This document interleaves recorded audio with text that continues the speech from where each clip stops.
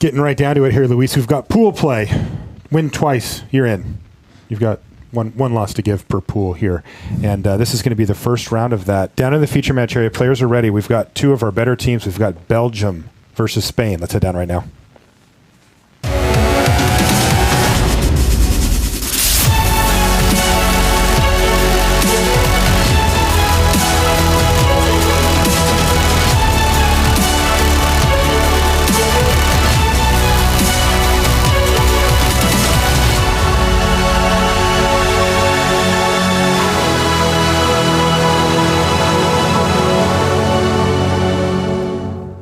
Hello and welcome to coverage of the World Magic Cup. I'm Marshall Sutcliffe in the booth with Luis Scott Vargas, and we are ready for Stage 2, Round 1, as we're calling it here.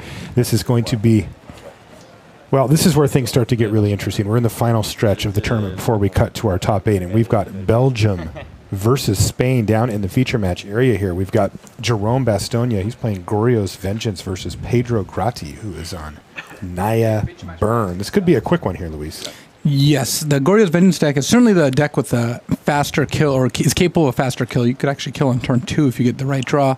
But Burn is very consistent at whittling down your life total, and the Goryo's Vengeance deck, a big part of its combo is getting a Gristlebrand into play, either via Goryo's Vengeance or through the Breach.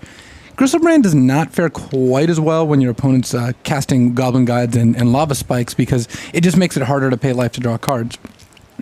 The ultimate combo, what it's trying to get to in the Goryo's Vengeance deck is combinations of Nourishing Shoals, World Spine Worm, eventually getting Borborygmos Enraged in play, and discarding a bunch of lands to deal a bunch of damage. It's a pretty neat deck. I actually saw Jerome play last round as Belgium defeated Portugal to knock them out of the tournament. All right, well, good start here for Pedro with that Monastery Swift Spear to get in for a point of damage.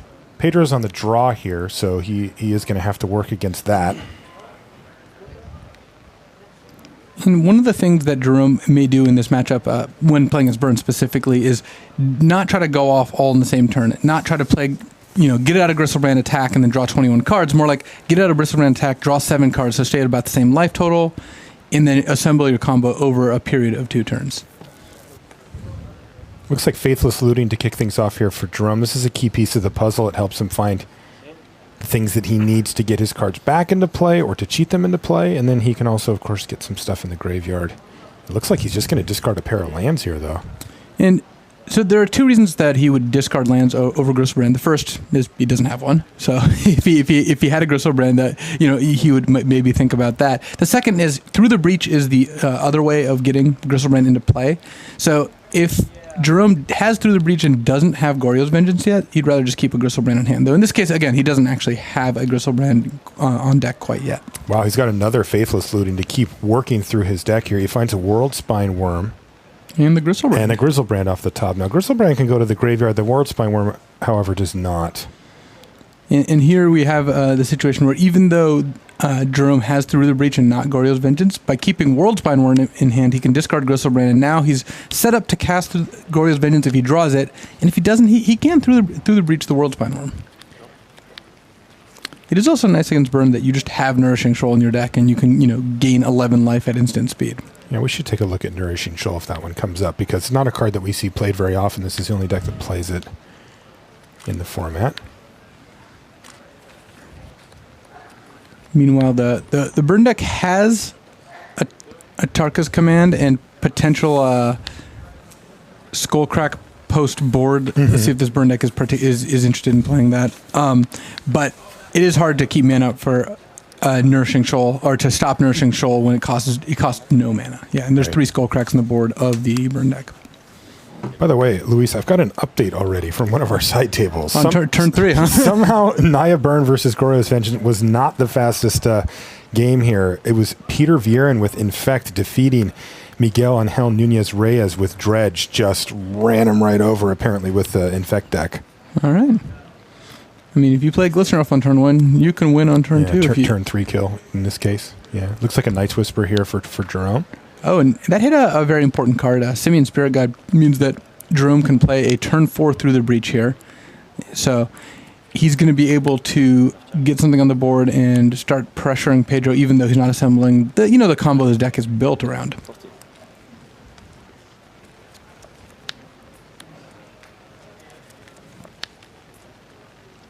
Pedro's going to crack a fetch land here. I've seen fewer Naya burn decks than I had expected. It's certainly a solid deck. It's got enough good matchups across the field that it's not a bad plan, but it is a more consistent deck than it is a powerful deck. Luis, you're not going to believe this. Somehow this is the last game going of the first three. Another Game 1 win going to Belgium.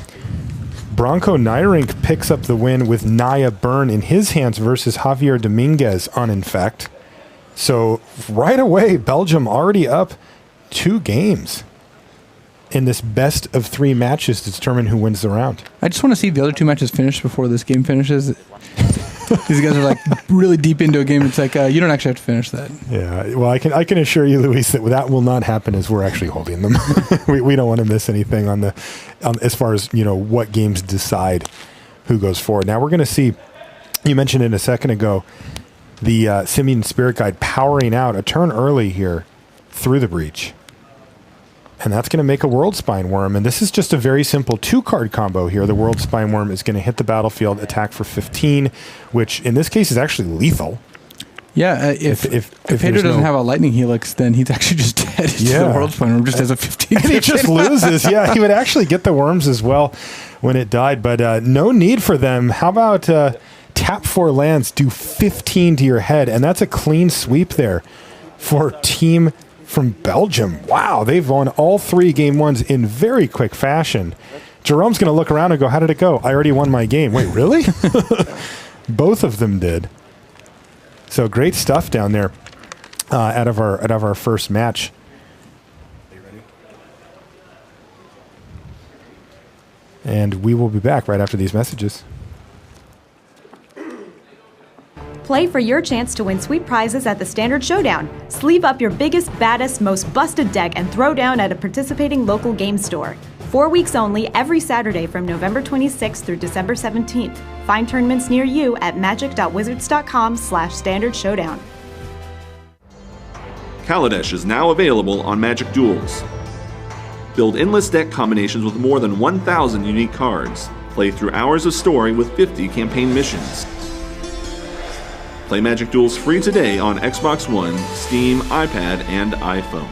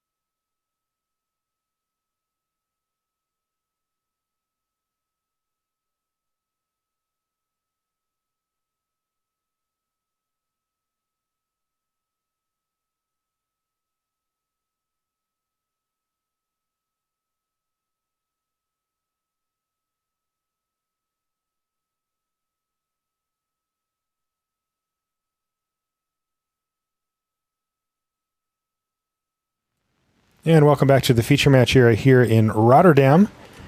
I'm Marshall Sutcliffe in the booth with Luis Scott Vargas, and we had a blistering first round of games there here in Stage 2, Round 1, Belgium versus Spain. Belgium sweeping all of the game ones. Here's a nice shot of two brothers who made it on the same team. That's Peter Vieren on the left side there.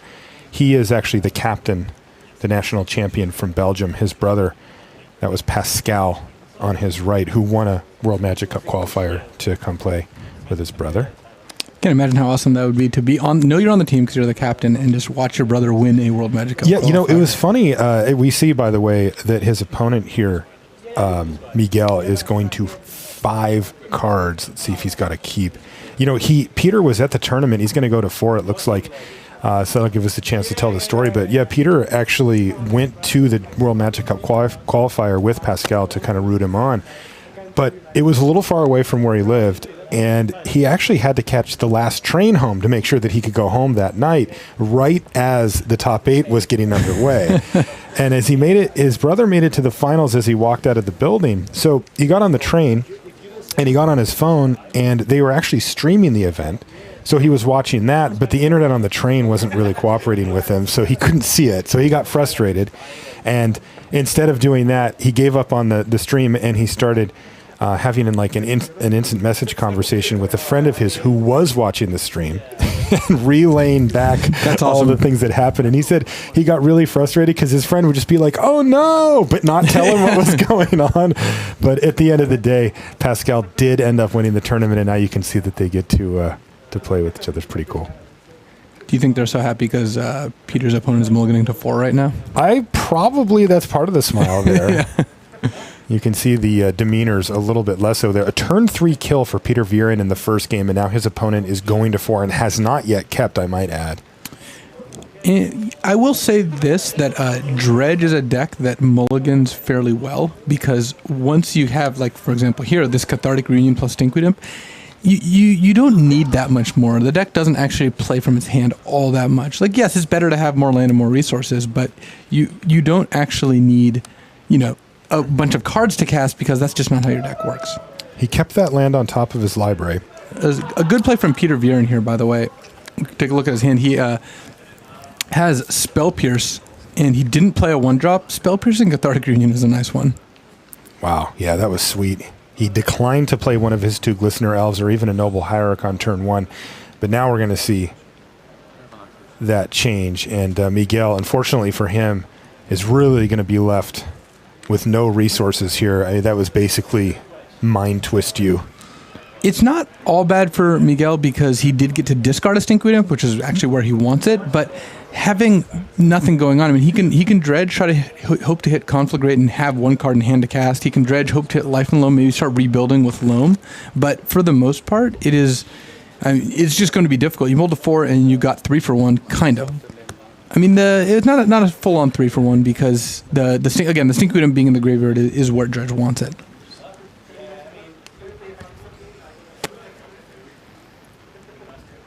Yeah, getting your Cathartic Reunion Spell Pierce has to be terrible, but this is like the least. So,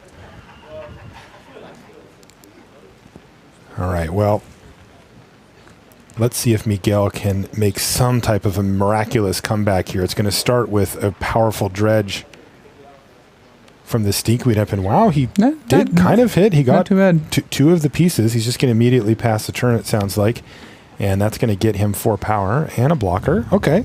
And that is, for a 5-card Dredge, that's not bad. Unfortunately for Miguel, he's missing another Dredger in the graveyard, and he doesn't have any discard outlets. So his next turn is going to be draw for my turn, and when Dredge is just drawing off the top, very few of its cards are really what you want to see. Right, and with no Dredge cards in the graveyard, he now has to find a way to get one to the yard as well. Gitaxian Probe reveals what Peter Vieren already knew. Why do you think he cast it then? Do you not have a theory on that? Interesting. Miguel's actually just going to immediately chump block the Glistener Elf. He's going to keep himself poison free for the time being.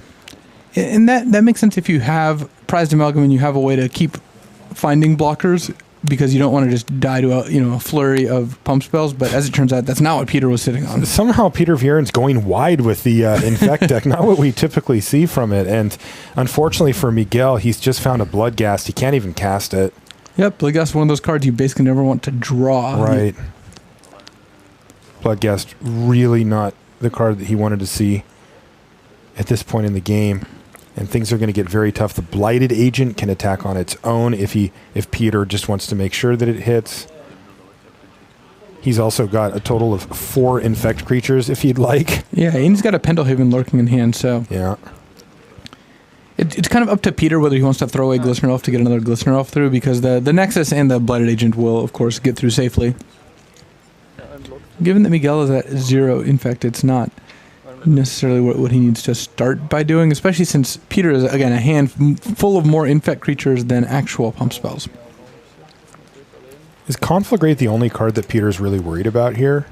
It's the only card that can have like a dramatic effect on the game. Like a card like Dark Blast is a good card. I mean, that is one of the reasons that you have that in your deck is to fight against Infect, but that's not really going to stop those 4 creatures, especially with a Pendlehaven sitting there. So I would say that Conflagrate is more of a concern. Okay, well, Peter's just going to take the safe route here, get in there for 3, poison counters, and pass the turn back to Miguel. Miguel does find a land here. Copperline Gorge lets him cast that Imp. Stinkered Imp is a respectable card. When it's in play, it can block any of the Ink Moth or either of the Glistener Elves and will win the game. Or rather, the fight. The game is slightly out of reach at this point. Right, the problem, of course, being the Blighted Agent here.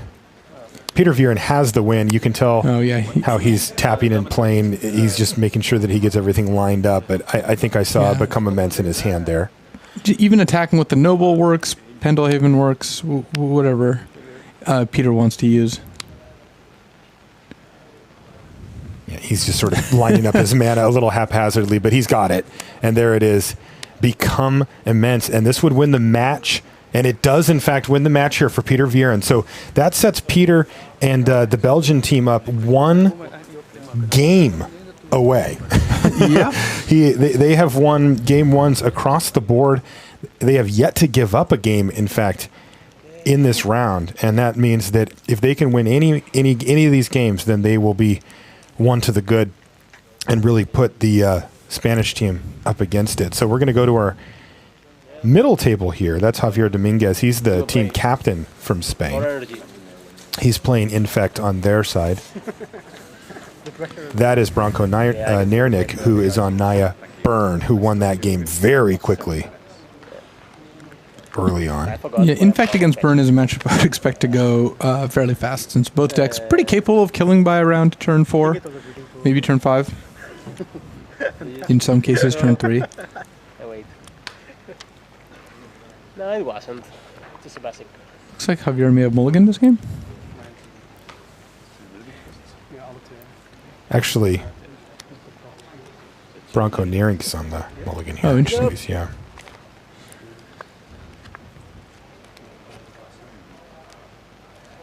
You can see that Pascal has popped over to look over the shoulder of Branko. Of course, this is a team event.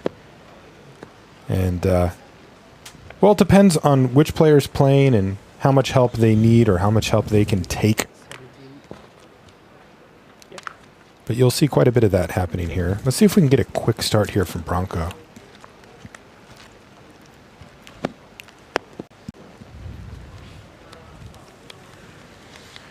Well, this is a potential problem here from Javier Dominguez, which is Grim Lavamancer, a source of effectively repeated burn spells. Oh, Grim Lavamancer is a great card against Infect if you have the time to deploy it. I mean, it takes a little bit of time to get it going, but again, like you said, offering repeated damage makes it really hard for Infect to stick a creature. Oh, this is really tough now for Javier Dominguez. He's only got the 1 forest.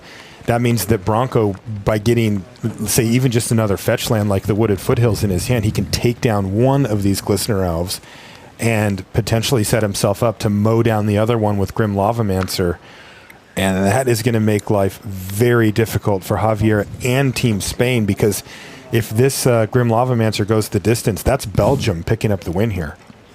And Javier, on 1 land, he kept a hand with multiple Glistener Elves and Blossom Defense in 1 land, which can cast all his spells, but Infect really needs to string together multiple things in the same turn if they want to win a fast game.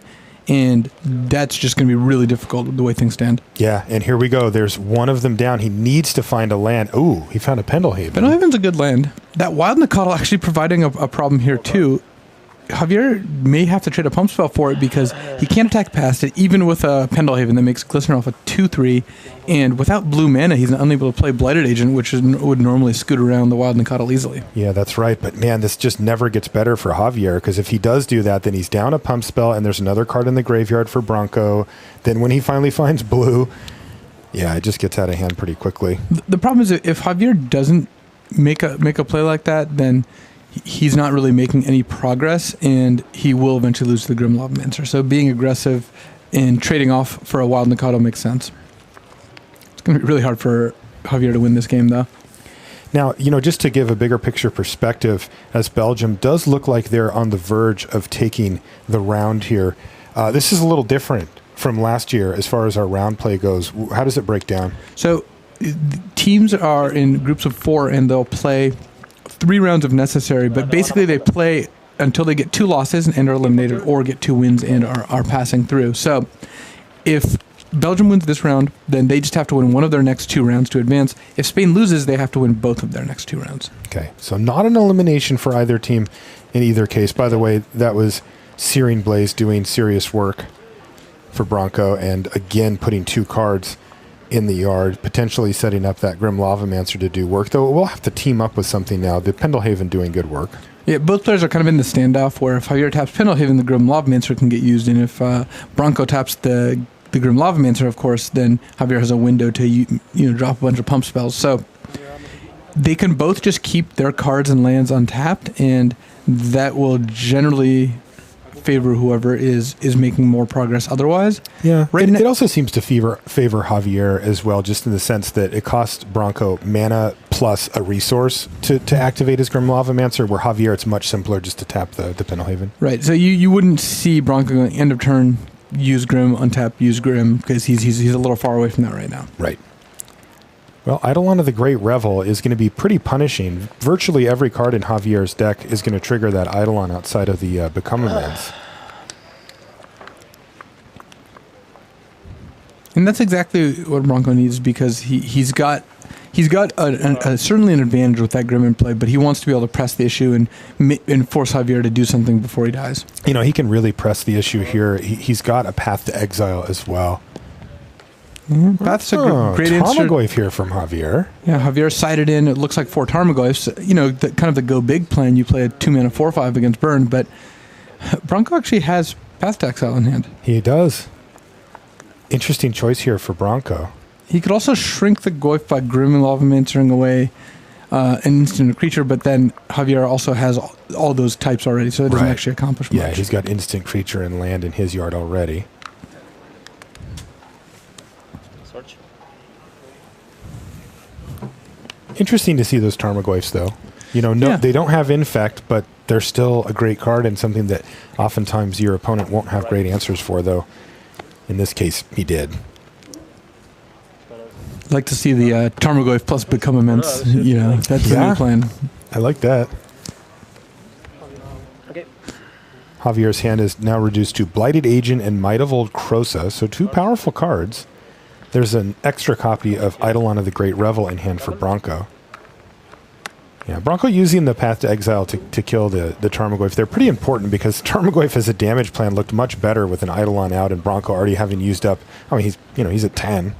The second Eidolon is really just makes it so the game cannot last very long. That's right, one way or the other. And the Grim Lavamancer, 4 damage every time they cast a spell. Right, and Grim Lavamancer, though, just passively applying that pressure, hit you for 2, and then maybe get some attacks in with the Eidolons makes life very difficult for Javier.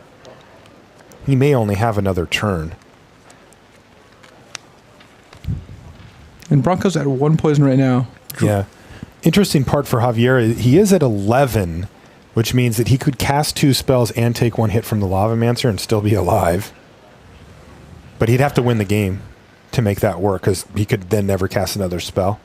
So Javier actually is at 11. He can cast 2 spells. He can Javier could potentially try and win this game right here. I think he has to. So he can animate the Inkmoth Nexus. He can go for either like Pendelhaven or Might of Old Crosa.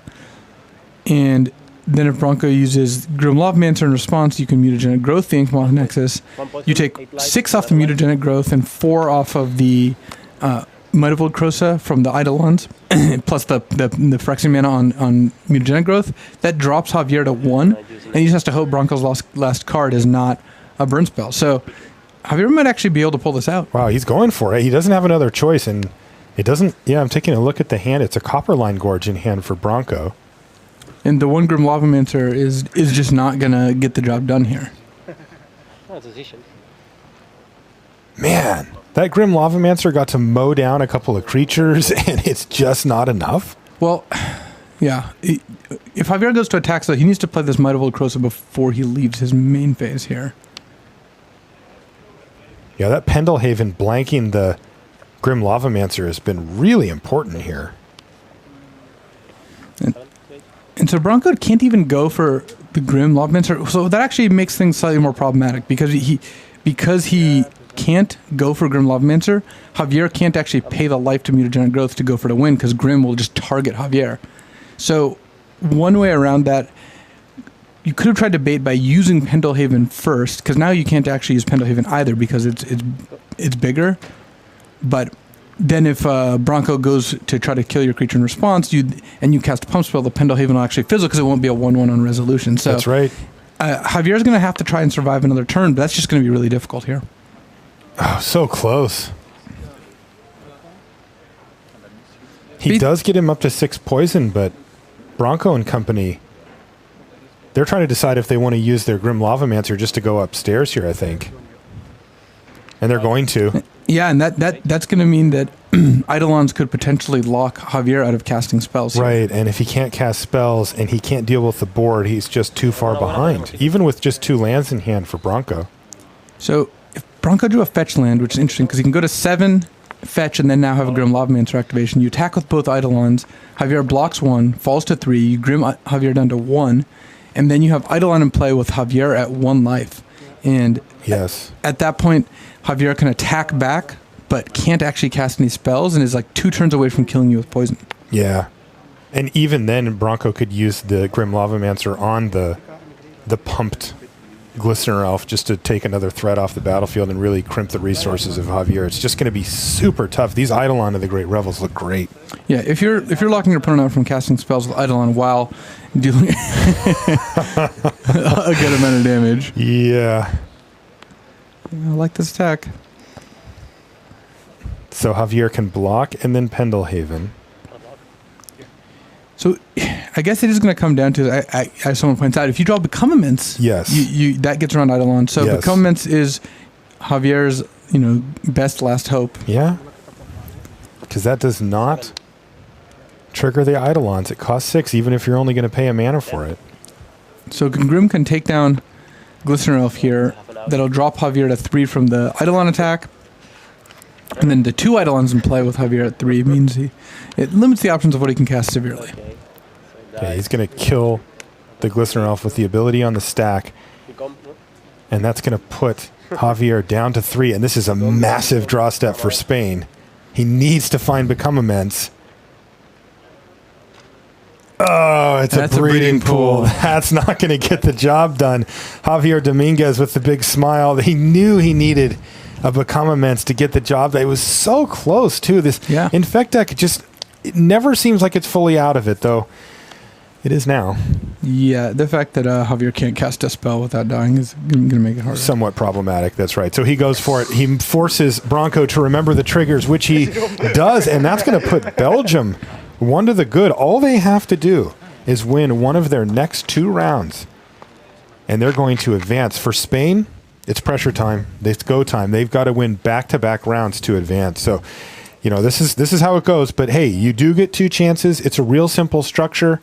You win 2 and you're through. That's all you have to do.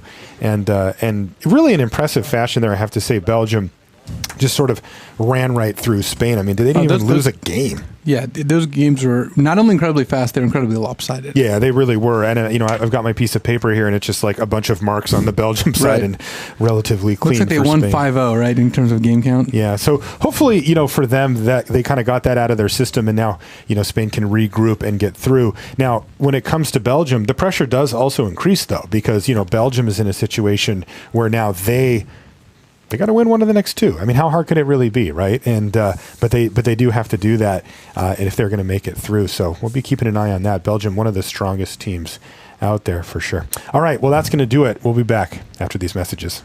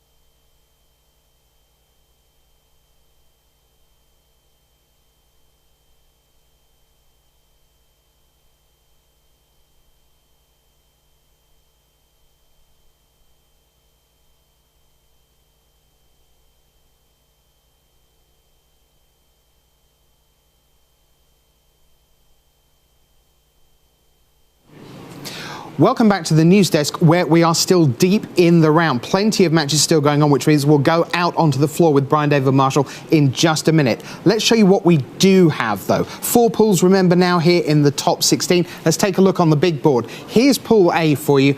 Belgium, Ukraine, Dominican Republic and Spain. You've watched Belgium pretty much just demolish Spain there. Ukraine, they are winners over the Dominican Republic. So that means that Belgium and Ukraine get to play each other to see who advances to the top 8, with the loser having that loss to give. Spain against the Dominican Republic next round is an elimination match. The winner will play at 1-1 to see if they can get into the top 8. So that is Pool A. Let's go to Pool B for you, where we have one result in. Italy played Bulgaria. Italy win, the defending champions, 1 win away from getting back to the top 8. 73 countries come in, only 8 get to Sunday. Italy just 1 win away. Andrea Mengucci, Andrea Casamenti, Alessandro Portaro, Mattia Rizzi, they are heading perhaps for a top 8. Panama against Germany, they are still playing. Germany with a top seed coming in. The winner of Germany-Panama will go on to face Italy to see who goes straight in to the top 8. The loser of Germany-Panama will face Bulgaria, with one of them going home. Let's go to Pool C for you. Now, by my reckoning, we don't have any results in yet for Pool C. It's top v bottom and the middle pair. So that means United States up against Macedonia. Australia are up against Belarus right now. So they're still out on the floor. And finally, Pool D, let's show you that, where we have one result in. The top seed Finland, the number 4, defeated Lithuania by 2-1. So Finland will play for a spot in the top 8 in the next round against the winner of Greece against Malaysia. No result yet for that. So that's where we are, because just 4 pools, 16 teams left. Let's see what's going on out on the floor. BDM, what are you watching? Thanks, Rich. I'm here watching Team USA versus Macedonia. And over here, we see this is game 2 right now. USA with the Tron deck being played by Lee Marino, and Macedonia with Dredge. And an Insolent Neonate just got cashed in on turn 1 for a Golgari Grave Troll and all the ensuing shenanigans that come with that. So green-white Tron on the right of your screen for USA, Dredge on the left, there we are for Macedonia. And I've got Simon Gertzen, Pro Tour champion, here with us. We're seeing a Bloodghast, a Prized Amalgam, Golgari Grave Troll, couple of lands there, Simon. How are things looking from the Dredge side of things at this stage of play? Amazing. Such a huge graveyard this early in the game is all you could ask for. The big question is whether there is a relic of progenitors in the near future, because that would really screw up Dredge's plans.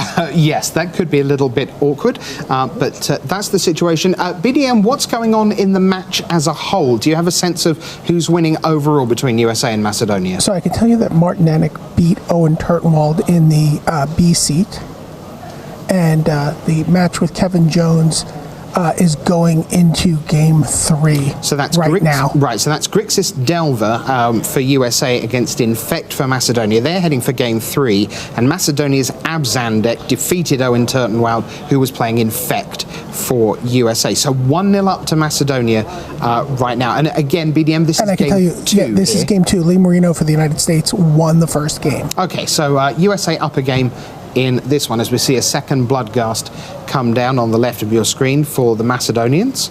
And there's Prized Amalgam, back it comes, tapped.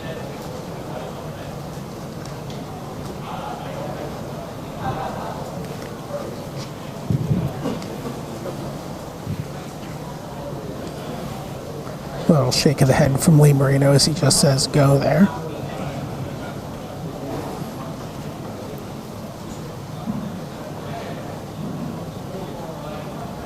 So that was 3 land, a Narcomoeba and an Insolent Neonate going to the graveyard. So here's a Narcomoeba now.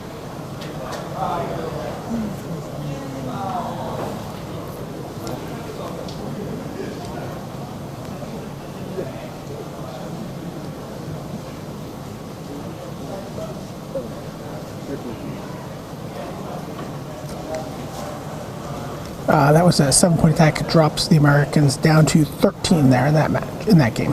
So from 20 down to 13. So we're going to see some Expedition mappery coming soon. Yes, most likely for the missing Tron piece, so that Karn can come down. But the big question is if that Planeswalker alone is enough to stem the bleeding. Well, maybe we're about to find out, because here's the Expedition map at end of turn, as we predicted.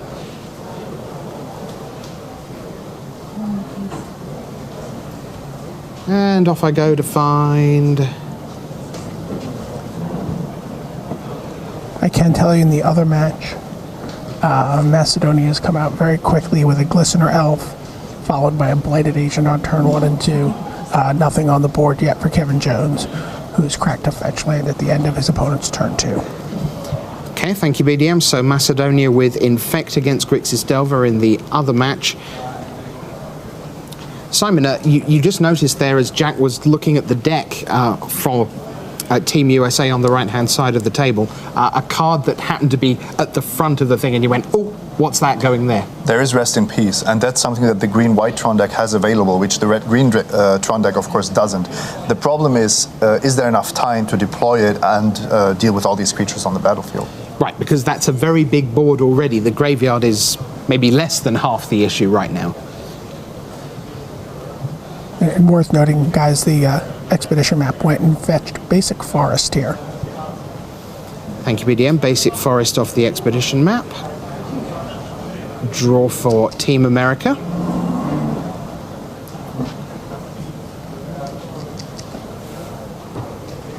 Still quite a bit of magic going on out here on the floor. Looks like Team Germany and Panama just ended. Everyone's being very stoic, so I can't get quite the read on who won that, but I'll give them the universal thumbs up, thumbs down sign to see if I can figure it out. It was Panama who got the win there.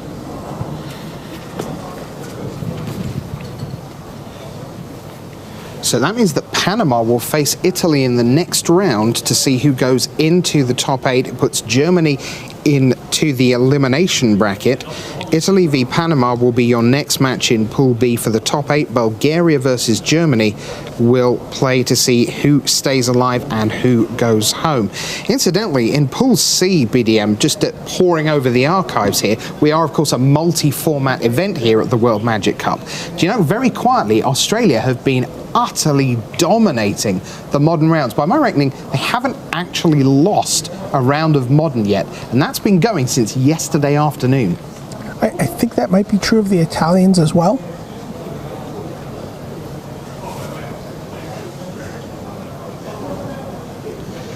So we've got nice big 3 counters on Khan Liberated. They work just the same as 3 small counters on Khan Liberated.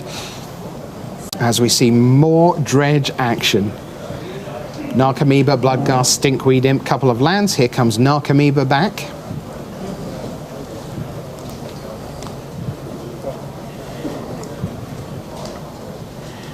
Australia in this group, of course. They're playing Belarus right now. Hoping to be playing the winner of this to see who gets into the top 8.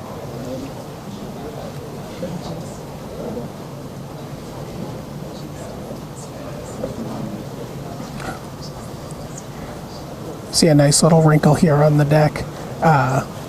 Macedonia attacked everything at Lee, nothing at the Planeswalker, and flashback. Rally the Peasants for the win. Simon, a bit of rally action. That's pretty extraordinary. So Dredge gets the job done. Yeah, Rally the Peasants. We also saw Scorch Devil earlier for a very similar purpose. And yeah, the Karn, as I predicted, was not enough to actually stop the Dredge deck from doing what it does best. So game win there for Macedonia, who knocked out the other North American Titans in the last round. Canada bit the dust at the hands of this Macedonian team. Miro Popov and the rest of the Macedonians still very much grinding away here in the first round of top 16 action. As we head across to the match, Kevin Jones there is on the right of your screen for America, and on the left you see that Glistener Elf and Noble Hierarch in play. Simon, any early thoughts on the board state right now? How advantageous are things looking for the Infect deck? It's looking relatively even. The Infect deck has an Infect creature in play, which is of course yeah, kind of the prerequisite for winning the game. But on the other hand, the Grixis Delver deck has what it wants. It has bought itself the time to develop mana, and it has so much removal that it's really difficult to play against. So 3 matches still going, USA against Macedonia. In the same group, Australia against Belarus. And then in Group D, we're still waiting to find out the winner of Greece against Malaysia. Bill Chronopoulos, Panagiotis Papadopoulos. I can tell you that high fives are going all around on the Greek side of the table there. It looks like they have just won their match. All right, thank you, BDM. That means Finland will play Greece in the middle round of pool play. The winner of that will be in the top 8. The loser will have another shot at it. That puts Malaysia into the last chance saloon. They will face off against Godenis Vidigiris and the rest of the Lithuanian team. Knowing that the winner gets one more crack at the top 8, the loser will go home. There is no more magic on the floor right now other than USA versus Macedonia. About 10 minutes left in the round, but there's a fair amount of extra time for at least 2 of these matches due to deck checks earlier on. Getting a result in now, BDM, that Belarus are victorious over Team Australia. So Belarus advanced to 1-0 in the group. They will play for the top 8 next round. Australia go into the losing bracket in this set of pool play, and they will face the loser of the match you're on screen with right now. So will Australia face USA in an elimination match, or will it be Macedonia facing them to stay alive? We'll find out in the next few minutes. You're seeing it live here from the World Magic Cup in Rotterdam, the WMC 2016.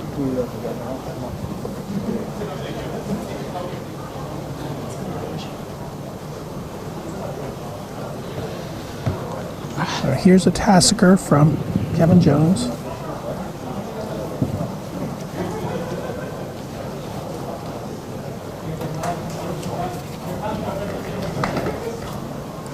Fistful of pump spells for the Macedonian team, but not a lot of mana there to deploy everything.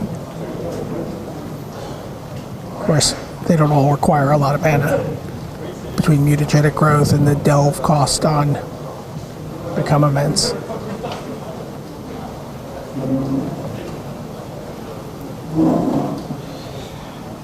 How big a roadblock is Tassiger, Simon, at the moment in terms of putting a crimp in the infect plans? I was just doing the math, and with Exalted, Pendelhaven, and a +2/+2 effect like mutagenic growth, you can attack into Tassiger, but it does cost you a lot of resources to get through.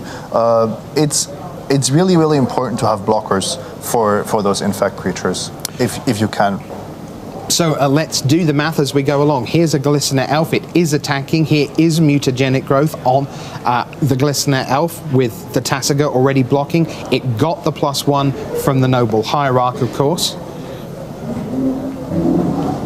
And that will do it. So it's a turn and a mutagenic growth for a Tassiger. That seems kind of all right, Simon. This is great. Yes, you're keeping the pressure on. What you shouldn't do here is to deploy Blighted Agent, because you really don't want to play into your opponent's electrolyzers if possible.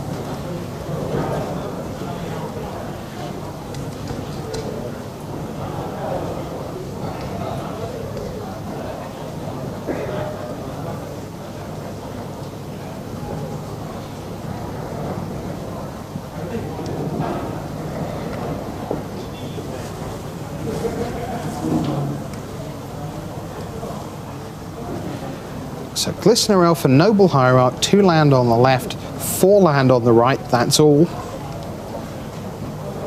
Simon, 2 land, reasonable number to work with for Infect? Yes and no. You can cast all your spells, but you always want more mana, because it's just so much more threatening to play against.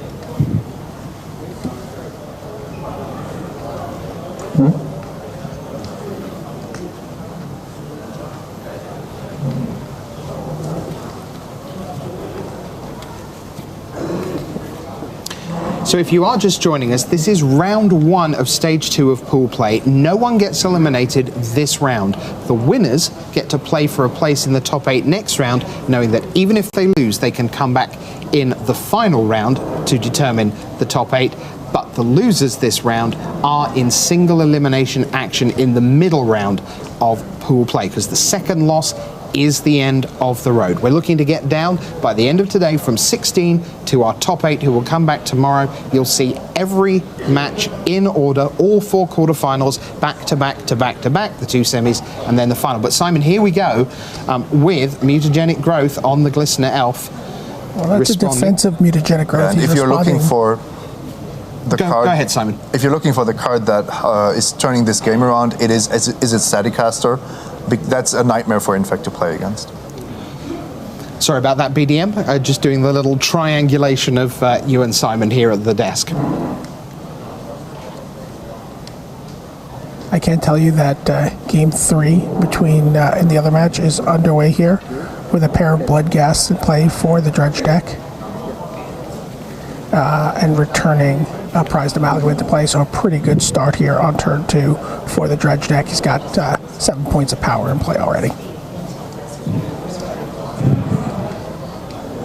remember, Macedonia has already one match to the good here, so any match that goes to Macedonia will mean the round goes to Macedonia. And that's because the Abzan deck of Macedonia defeated Owen Turtenwald's Infect deck in the middle seat earlier in the round. So USA behind, needing both the remaining matches to go their way. So we see Horizon Canopy come down for Macedonia. And now it's Blighted Agent. And I can tell you, off-camera, things are looking pretty grim for the United States here. Lee Marino just passed turn 2 without a second land drop. BDM, do you want to just head across with Jack and take a look at that Dredge matchup, maybe? Just give us a little shot of that, give us a sense of that one, maybe? Here we go, swinging round, and there you see it. That's what's going on here, and Dredge is, wow, prized amalgam, double Bloodghast, goodness me. Yeah, Macedonia, Simon, Macedonia well ahead here. Yes, as you can see from the board state, Tron stuck on a single land. That's clearly not going to cut it against Dredge.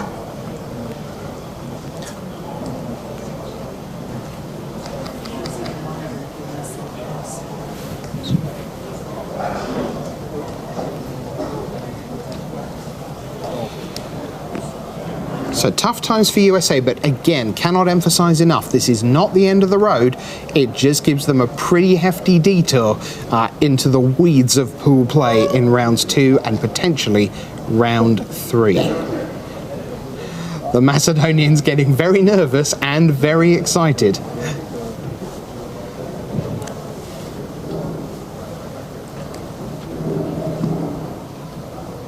Paul Yim and Lee Marino are collaborating on this match, and you see them going over Lee's hand, trying to figure out what they're going to do here. In the last leg of Modern, Paul Yim was playing this deck. Remember that Belarus are awaiting the winner to see which of them can then go on into the top 8 after 2 rounds. Australia are waiting for the losing team from this match to determine in round 2 of 3 which of them leave the tournament at that stage. So Chromatic Star got cracked for green. Ancient Stirrings found another Urza piece here. And Lee is hoping that he has enough time against this board. Golgari Grave Troll's getting dredged. There is a Rally the Peasants in the graveyard for the Macedonians.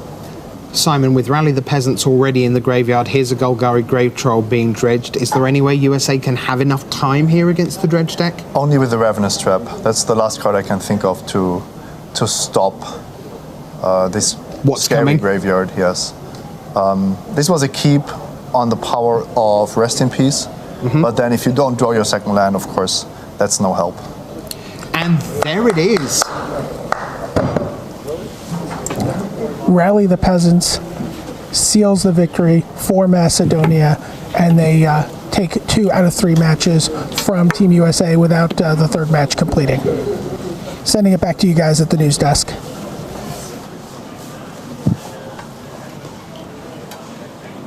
All right, thanks very much to Brian David Marshall down on the floor there. By our reckoning, that is the last result of the round.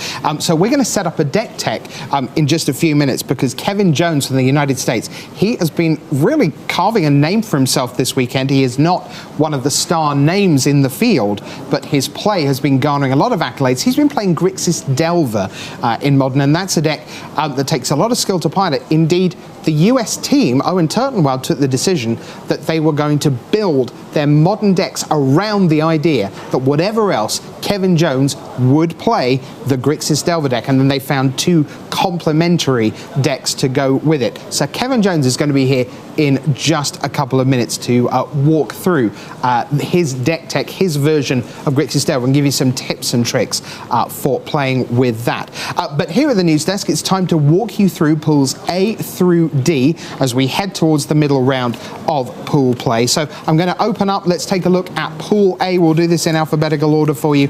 Pool A here at the World Magic Cup on day 2. 16 teams getting down to 8. That's what we're trying to accomplish here. And how have we done that? Well, 1 plays 4, 2 plays 3. In this case, that's the top seed, number 1 Belgium against 16 Spain, and that was so fast. The Belgians utterly dominated that one, and it says 2-0, but as I'm pretty sure they didn't drop a game in that one, and it was over by halfway through the round. As for Ukraine against Dominican Republic, well, Ukraine are the winners of that one, and that means that Belgium will play Ukraine in the next round. The winner of that will go on to the top 8. The Dominican Republic face Spain. The winner will stay alive for one more round at least, but the loser of Dominican Republic against Spain will be done in the top 16 stage. Let's move on to Pool B for you then and see what's going on there. So here all the results are in, of course. So we had Germany against Panama, the top against the bottom again, 2v15, and 7v10, that was Italy against Bulgaria. You know, Germany and Italy were in the same pool earlier in the day. They went at it hammer and tongs. They're in the same collision course again. And this time we see that Germany have lost to Panama. Italy have beaten Bulgaria, so that means that Italy will face Panama. Phenomenal story for Panama, never made day 2 before. That was the top 48 this morning, then top 32, now top 16. They are now 1 win away from a top 8 slot. Saul Alvarado, a very small, very passionate community, great job by them. They are 1 win away. They have to beat the defending champions Italy, though, who are also 1 win away from the top 8. Bulgaria against Germany will be your elimination match in the middle section of Stage 2 play in Pool B. Let's take you to Pool C then. And we're halfway through. Let's see what Pool C has in store for us. Well, we now have the result of United States-Macedonia. Macedonia turning in to the team that is just taking North America apart. First it was Canada, eliminating them in the last round, and now they put the United States under the gun. Macedonia will play for the top 8 in the next round. Fantastic job, and well done Belarus as well. They've defeated Australia. That is Australia's first defeat in modern. Belarus will face off against Macedonia for a space in the top 8. Australia and USA will go at it, with one of them going home after the next round. And that leaves us just one more pool to bring you the information on here at the World Magic Cup. Here is Pool D. Finland, Greece, Malaysia and Lithuania. Malaysia the only non-Europeans in this pool. Finland defeated Lithuania by 2-1, and that forces Gaudenis Vidigiris and the team into the elimination bracket. Who do they face there? It's Malaysia. Che Yan Shang, the captain for them. Malaysia will face Lithuania for elimination. And meanwhile, Greece, with Bill Chronopoulos trying to get back to a World Championship team final, as he did in 2014 in Nice, well, he is just 1 win away from coming back on Sunday. Great stuff here at the World Magic Cup. So 8 more matches coming your way in just a little bit, because those 8 are done, so we'll be getting the players sorted out. But it is